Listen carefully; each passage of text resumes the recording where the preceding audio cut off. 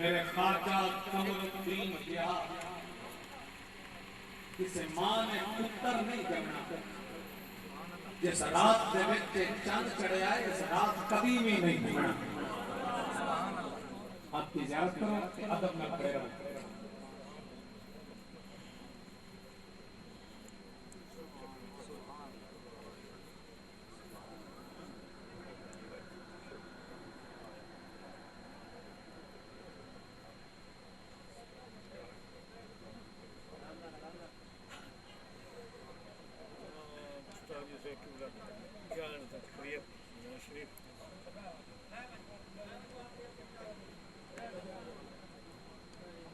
पीछे पीछे खोल के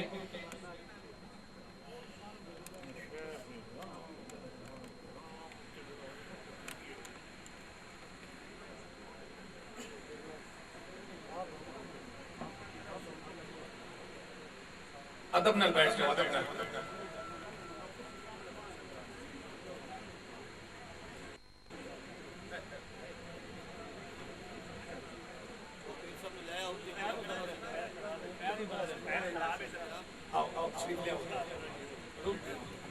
अच्छा ठीक है ठीक है ठीक है सामने आपको मैं भी चले आओ सारे चले आते हो जाए ना फाइल के शकील जाओ मेरे ट्रिकन टूटी हुई तो मैं आवड़ा के वो पैर पर उसे बोल दो ऐसे और तू कहते मेरी ड्यूटी टूटी हुई है तो मैं आवड़ा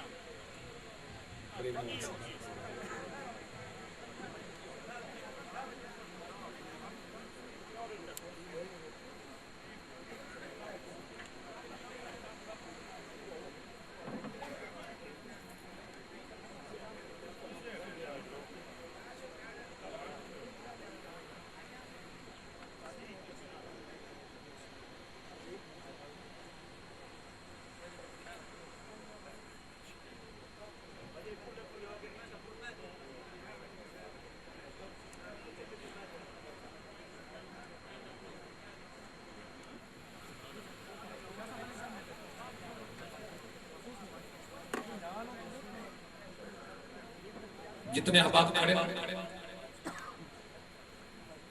तमाम पीर भाइयों को बड़े खुलूस ते मोहब्बत नाल अर्ज करांगा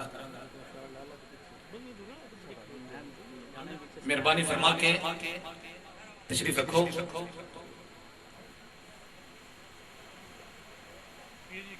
बड़े उच्चे नसीबां दी गल है। हुजूर शेखुल इस्लाम गरीब नवाज रज़ी अल्लाह तआला अन्हु अपनी पाकीज़ा महफिल जान वाले हो तो मुबारक है। अपने साईं दी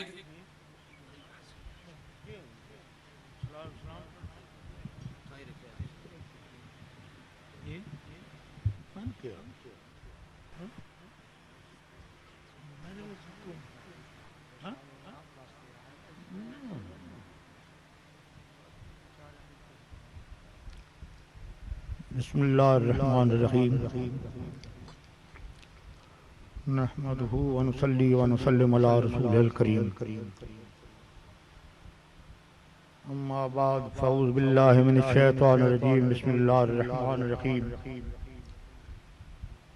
अला इन्ना औलिया अल्लाहि ला खौफुन अलैहिम व ला हुम यहज़नून इन्नल्लाह व मलाइकतहु युसल्लूना अलन नबी या अय्युहल्लज़ीना आमनू सल्लु अलैहि व सल्लिमू तस्लीमा।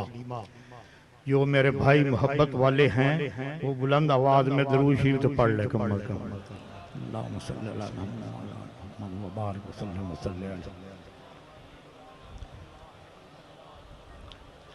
हज़रत तमाम हजरात की खिदमत में मैं मुअद्दबाना सलाम पेश करता हूँ। और मुझे नहीं पता कि आप यहाँ क्या मोहब्बत लेकर आए हैं, कितना इश्क लेकर आए हैं। हजूर शेखुल इस्लाम गरीब नवाज की कॉन्फ्रेंस में शिरकत फरमा रहे हैं और मैं समझता हूँ कि हम जितनी देर तक उसका जिक्र सुनते रहेंगे या जिक्र करते रहेंगे, हमारे गुनाह अल्लाह ताला माफ करता रहेगा। अल्लाह के वली को अल्लाह फरमाता है कि मेरे वली को कोई खौफ नहीं होता, कोई डर नहीं। तो आप लोग समझते हैं कि आपके इलाका के थानेदार, कोई एसपी, कोई डीसी, कोई ये कह दे कि ये मेरा दोस्त है, तो वो अकड़ के चलता है शहर में, कहता है कि मुझे किस चीज का खौफ है, मुझे तो किसी का डर नहीं। जब अल्लाह फरमाए कि मेरे वली को कोई खौफ नहीं, कोई डर नहीं, तो फिर उसके दिल में कौन खौफ या डर पैदा कर सकता है। इसकी एक मिसाल मैं ये देता चलूं कि तहरीक पाकिस्तान के जमाने में खिदर हयात चौहान का आपने नाम सुना होगा। ये उस वक्त पंजाब का वजीर आला था, जिसको वजीर आजम कहा जाता था उस वक्त। उसने एक शख्स भेजा हजूर शेखुल इस्लाम की खिदमत में, एक खत उसके हाथ में था जो हजरत की कदमबोसी के बाद उसने पेश किया। हजूर ने वो खत खोल के पढ़ा तो उस खत में लिखा हुआ था कि आप मेहरबानी करके अंग्रेजों की मुखालिफत छोड़ दो। ये खिदर हयात टवाना की तरफ से लिखा हुआ था कि आप अंग्रेजों की मुखालिफत छोड़ दो और अपने घर में आराम से बैठो। और इस बैठने का नजराना हम ये पेश कर रहे हैं कि एक छोटा सा चेक था। चेक तो आप लोग समझते हैं, आजकल तो ये आम रिवाज हो गया चेक का। ये उस जमाने के वजीर आजम के दस्तखत थे, हिंद से नहीं लिखे हुए थे। हिंद से जो है वो कहता था कि हिंद से अपनी मर्जी से लिख रहे हैं, और वो अपनी तरफ से नहीं, गवर्नमेंट बरतानिया की तरफ से वो चेक भेज रहा था। और सिर्फ गुजारिश ये थी कि तुम घर में बैठ जाओ, क्यों अंग्रेजों की मुखालिफत करते हो, ये चेक वसूल करो, इस पे हिंसा लिखो, ऐश करो। सर्दियों का मौसम था, अंगीठी जल रही थी, तो आपने वो चेक लपेट कर आग में डाल दिया। आप अंदाजा फरमाएं उस शख्स की हस्ती का कि जिसने गवर्नमेंट बरतानिया का ब्लैंक चेक जो है वो आग में डाल दिया। और उस शख्स को कहा जो ये चेक और खत लेके आया था कि मैंने अल्लाह करीम के 99 नाम पढ़े हैं, उसमें खिदर हयात टवाने का कोई नाम नहीं। समझे ना मेरी बात? समझ गया? उसमें जो अल्लाह ताला के नाम हैं उसमें खिदर हयात टवाने का नाम नहीं। मुझे खौफ है या डर है या जो कुछ है वो अल्लाह और उसके रसूल का है, किसी गवर्नमेंट का नहीं है मुझे। इस वास्ते कि अल्लाह ताला ने फरमाया था मेरे वलियों को कोई खौफ या डर नहीं होता, कोई मलाल नहीं होता। फिर तहरीक पाकिस्तान में आपके बुजुर्गी की और इल्म की बातें आप सुन चुके हैं। हजरत शमसुर रहमान मस्जिद साहब ने भी और हजरत मजुल्ला साहब ने भी बयान जो फरमाया है, उसके बाद कुछ बयान करना कोई मुनासिब बात तो नहीं है, लेकिन मैं अपनी हाजिरी लगवाने के लिए आया हूं ताकि फरिश्ते जो हैं ये गवाही दें कि या अल्लाह तेरे एक प्यारे वली की जिक्र के लिए ये भी हाजिर हुआ और इसने भी अपनी टूटी फूटी लाइल्मी ज़बान से कुछ न कुछ उसकी खराज पेश किया। ये मैं अपनी हाजिरी लगवाने के लिए आया हूं और मेरा कोई मकसद नहीं। बीमार हूं, खड़ा नहीं हो सकता, चल फिर नहीं सकता, लेकिन जहां शेखुल इस्लाम कॉन्फ्रेंस का नाम आता है तो मैं कहता हूं कि जब तक मेरे जिस्म में जान है तो मैं उस महफिल में जरूर हाजिर होता जो इसका जिक्र हजूर शेखुल इस्लाम का हो और लोग कर रहे हो और मेरी गैर हाजिरी कोई मुनासिब नहीं लगती। मैं भी हाजिरी लगवाने के लिए आपके खिदमत में आया। तहरीक पाकिस्तान का मैं जिक्र कर रहा था, उसमें आपने बड़ी बड़ी तकलीफें बर्दाश्त की, जेलें काटी, सफर किए, दिन रात ये जो आप खैबर पख्तूनख्वा सूबा बन गया है, इसमें तमाम के तमाम तकरीबन 200 कबाइल के जो सरदार थे उनसे पाकिस्तान की वफादारी का हल्फ किया। समझ आ रही है?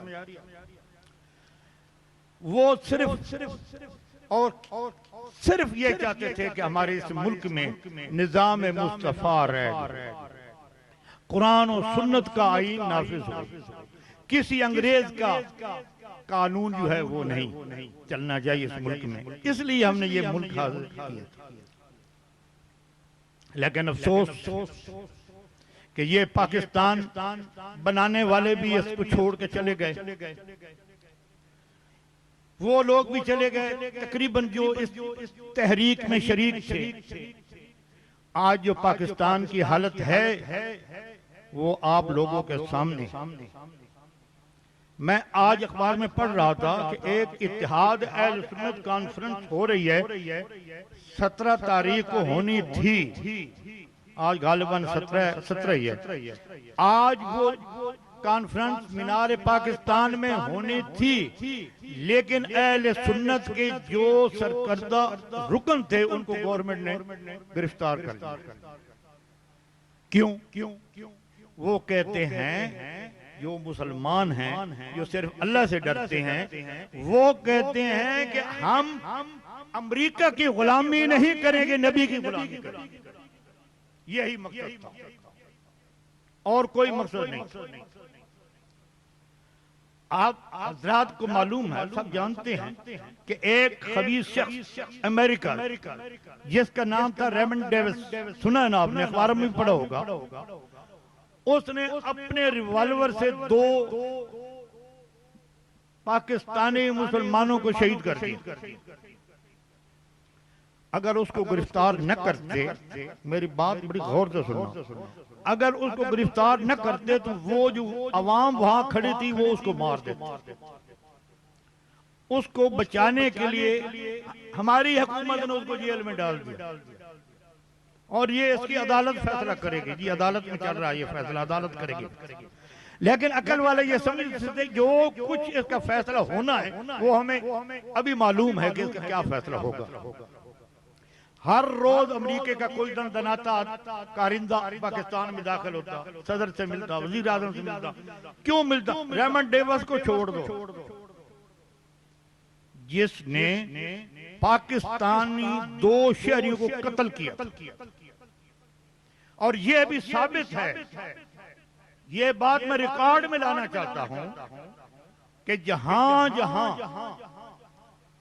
दहशतगर्दी हुई है, धमाके हुए हैं मज़ारात पर, 2 दिन पहले वो खबीस आदमी रेमंड डेविस वहां देखा गया। दादा साहब के दरबार में भी वो पहले 2 दिन पहले देखा गया। बाबा साहब के आस्थान पर भी वो देखा गया। अब्दुल्ला शाह गाजी साहब के मज़ार पर भी वो देखा गया। अब हाल ही में एक मुल्तान के पास कोई दरगाह है, सखी सरवर साहब के आस्थान पर भी एक धमाका हुआ है।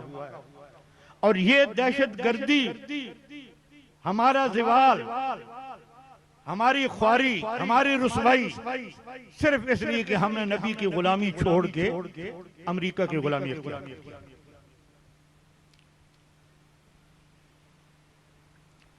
जिसके लिए हमारे शाह साहब किबला भी फरमा रहे थे और हज़रत मौलाना भी फरमा रहे थे कि इश्क रसूल के बगैर कोई चीज हासिल हो सकती ही नहीं। हजूर शेखुल इस्लाम का जो मकाम है वो मेरा ज़हन और ज़बान उसका अहाता नहीं करता कि ये बताऊं कि उसका इतना मकाम था, इतना मकाम नहीं। उसको जो मोहब्बत थी, इश्क था, वो नबी पाक की जात के साथ, वो नबी पाक की जात के साथ इश्क करता था, मोहब्बत थी उसको। आप इस बात से अंदाजा लगा लें, पहले भी सुना होगा आपने कि हजूर शेखुल इस्लाम मदीना पाक में हाजिर थे। हमारे भाई गुलाम हमीदुद्दीन साहब तशरीफ फरमा आए, इनके दादा साहब भी हम रकाब थे उस वक्त। तो उन्होंने पूछा, हजूर मैं बाजार जा रहा हूँ, कोई चीज आपने मंगवानी है? आपने फरमाया कि हाँ, ऐसा करना है, एक कपड़ा खरीद लेना, ज़हन में रखना इस बात को। आप कहते हैं ना कि ये है वो है, इस चक्कर में ना पड़े,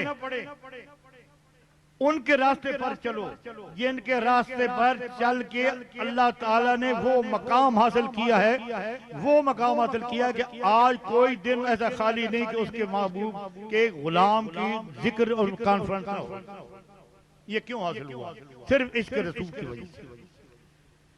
उन्होंने फरमाया कि मौलवी साहब एक कपड़ा खरीद लेना मेरे कफन के लिए और उसको मदीना शरीफ की गली में बिछा देना, मदीना शरीफ की गली में बिछा देना और देखते रहना, दूर हटके जरा गौर से देखना, कोई मदीना शरीफ का कुत्ता जब इस कपड़े के ऊपर गुजर जाए तो इसको लपेट के लेना, झाड़ना नहीं है, ये मैं अपना कफन बनाऊंगा। आप अंदाजा फरमाएं, जो इल्म का बादशाह है, शरीयत का बादशाह, विलायत का बादशाह, वो हुक्म क्या दे रहा है कि उस कुत्ते की पांव की मिट्टी को झाड़ना नहीं, इस कफन को लपेट के ले आना। उसने ये नहीं कहा कि इस कफन को मदीना पाक की जाली मुबारक से लगाओ, आब ज़मज़म धो, खाने काबे साथ लगाओ, मत करो। उन्होंने कहा कि नहीं, मदीना शरीफ के कुत्ते के पांव की मिट्टी जो है वो ही मेरे कफन। और ये इश्क रसूल उस वक्त हासिल होता है कि जब दिल में माँ सिवाय रसूल के और कोई ख्वाहिश न रहे। और वो शख्स था कि जिसके साथ उसके पीर भी मोहब्बत करते थे। आप देखते हैं ना कि मुरीद पीर से मोहब्बत करते नहीं, उससे अपना पीर मोहब्बत करता था। एक वाकया जो हजूर ने अपनी जबान मुबारक से फरमाया, आप फरमाते हैं कि मैं सफर में था, घोड़ों पर मैं तौन शरीफ हाजिरी के लिए रवाना हुआ, तो रास्ते में रात आई, इशा के नमाज के बाद मैं जाए नमाज पर लेट गया और मैंने सोचा कि अगर मुझे दूध न मिला तो मुझे नींद नहीं आएगी, और नींद न आई तो सुबह मैं घोड़े पर सफर नहीं कर सकता। तो मेरे पीर को विसाल, ये ज़हन में रखना, मेरे पीर को विसाल फरमाए अरसा गुजर चुका था। हजूर शेखुल इस्लाम खुद अपनी जबान मुबारक से फरमाते हैं कि मेरे पीर को विसाल फरमाए काफी अरसा गुजर चुका था। तो मेरे सिरहाने खड़े मेरे पीर ने मुझे बेदारी की हालत में कहा कि मौलवी साहब अपनी सराकी जबान में खीर पींदे हुए, ये एक मुल्तानी डेरा गाजी खान सराकी जबान है कि खीर पींदे हुए, यानी कि दूध आप पिएंगे। मैं उठ के खड़े हो गया था, उससे बांध ली और कहा कि हुजूर जरूर। तो मेरे पीर ने फरमाया कि मैं को पत्ता हा मौलवी साहब खीर दे डाढ़े आदि है, मैं ई पारो गिन के आया।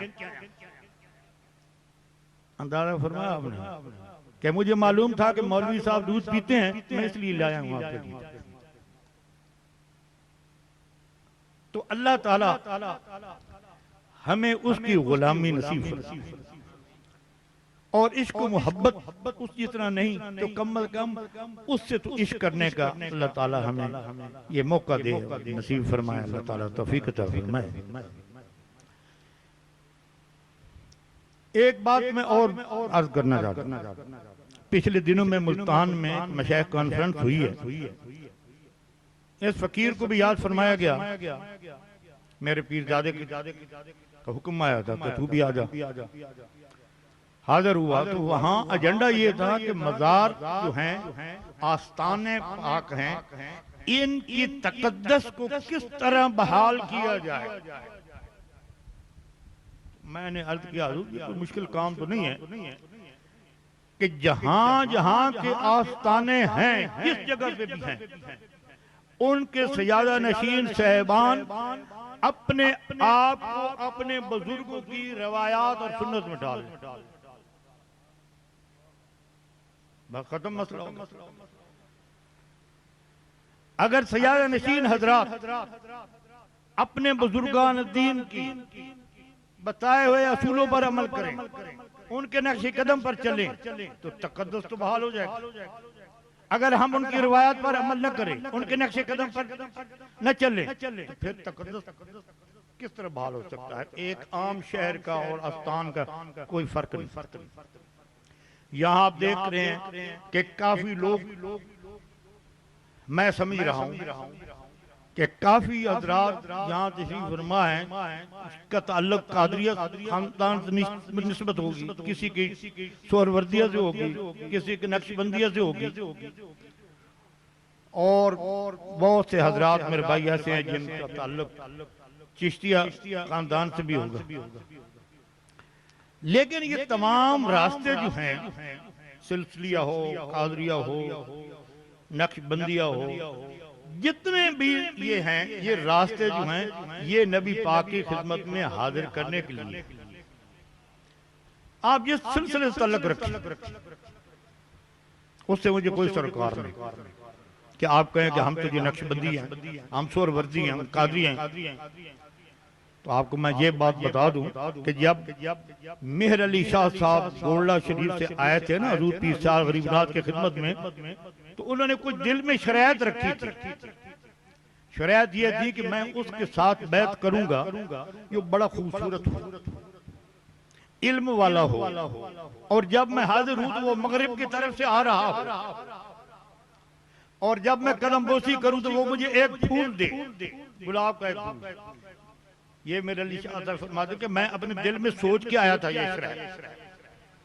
तो जब मैं सियाल शरीफ हाजिर हुआ तो मुझे पता चला कि हजूर पीर सियाल गरीब नवाज अपने वालिदैन की मज़ार की ज़ियारत के लिए कब्रिस्तान में गए और अभी थोड़ी देर में आ जाएंगे। तो शाह साहब फरमाते हैं कि मैंने कहा कि चलो रास्ते में मैं ज़ियारत कर लूंगा, जब वहां जाकर ज़ियारत कर लूंगा। मैंने देखा तो पीर सियाल तशरीफ ला रहे थे मगरिब की तरफ से। समझ आ रही ना? ये शाह साहब की शर्त थी पहली कि वो मगरिब की तरफ से आ रहे। दूसरी शर्त थी कि बड़े खूबसूरत हो। तीसरी शर्त थी कि मुझे गुलाब का फूल है। इस वक्त भी बागबान है, एक साहिवाल का है, हमारे कस्बे के साथ है साहिवाल, वहां से हर जुमेरात को वो गुलाब के फूल लाता है रौज़ा शरीफ के लिए। तो वो हाजिर था, गुलाब के फूल लाया हुआ था। आपने एक फूल उठा के शाह साहब फरमाते हैं कि ये ले आओ। मैंने कहा दो शर्तें तो मेरी पूरी हो गई कि ये मगरिब की तरफ से आ रहे हैं, मुझे फूल भी अता हो गया, और मैंने देखा कि शक्ल मुबारक इतनी खूबसूरत है कि मैंने सारी जिंदगी में इतना खूबसूरत शख्स देखा ही नहीं। तो एक मेरे दिल में हसरत पैदा हुई कि शर्तें तो मेरी सारी पैदा हो गई, पूरी हो गई हैं। हसरत एक थी कि कभी ये मुझे सिलसिला कादरिया में बैत फरमाए, तो बहुत बड़ी बात है। तो हजूर मुस्कुरा के फरमाते हैं, जरा और फरमाना। उन्होंने जबान से नहीं कहा, शाह साहब फरमाते हैं मैंने दिल में सोचा है। आप तो कहते हैं कि नबी को इल्म नहीं है, नबी को ये बात इल्म है, ये नहीं है, वो है, ये नहीं। मैं नबी के गुलामों की बात कर रहा हूं।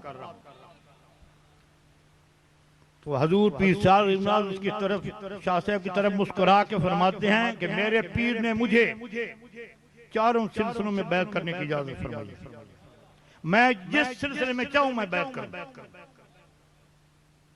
तो शाह साहब कदमों पे गिर गए, कदम बोसी की, हजूर आपकी मर्जी जिस सिलसिले में होगी।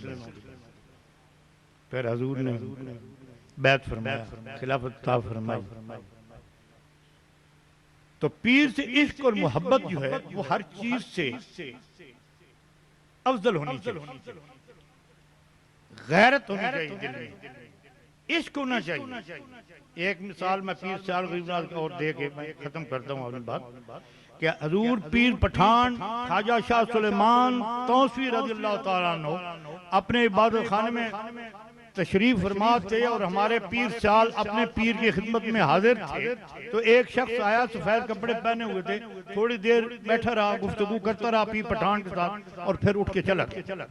तो हजूर पीर पठान ने फरमाया कि लोगों, जिसने खिज़र अलैहिस्सलाम की ज़ियारत करनी हो, हाथ मिलाना हो, तो ये जा रहे हैं। सब लोग भाग के चले गए। मैं गैरत की बात कर रहा हूँ ना, सिलसिला चिश्तिया में इश्क और गैरत ये दो चीजें वाफिर मिक़दार में मिलती हैं। आप मुताला बेशक कर लें। तो देखा तो हजूर पीर साहब अपनी जगह पर पीर के सामने बैठे हुए थे, हाथ बांध के। आप अपनी जबान से पूछते हैं कि मौलवी साहब आप नहीं गए, यानी कि आप नहीं गए खिदर अलैहिस्सलाम से मिलने के लिए।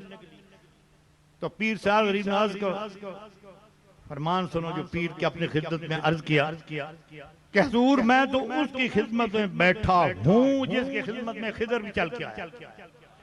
मुझे हर खिदर के पीछे दौड़ने की मुझे जरूरत नहीं है। फिर अपने मुसल्ले से उठ के पीर पठान अपने गुलाम प्यारे पीर शाल को अपने सीने से लगाया और दुआएं दी, और जो कुछ अता फरमाया वो जाने या वो। अल्लाह ताला हमें अपने पीर की गुलामी भी नसीब रखे, अदब भी नसीब रखे, हजूर नबी अकरम सल्लल्लाहु अलैहि वसल्लम की सुन्नत पर अमल करने के भी तौफीक अता फरमाए। वाखिर दावाना अल्हम्दुलिल्लाह।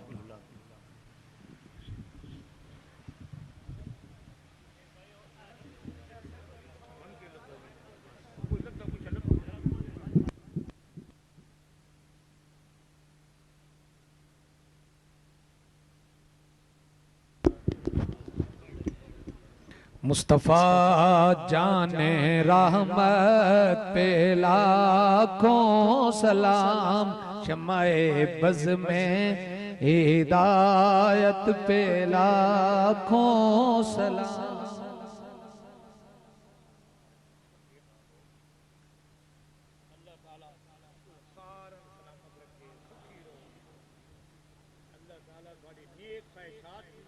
आमीन।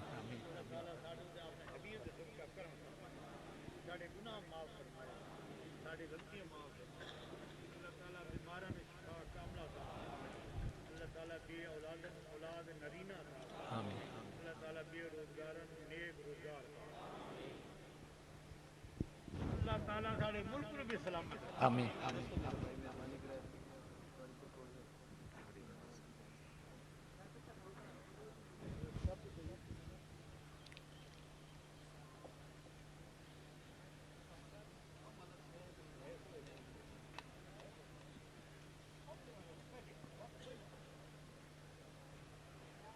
तमाम पीर भाई अपनी जगह पे मौजूद रहेंगे और अदब नाल हुजूर नाल विदा करना है।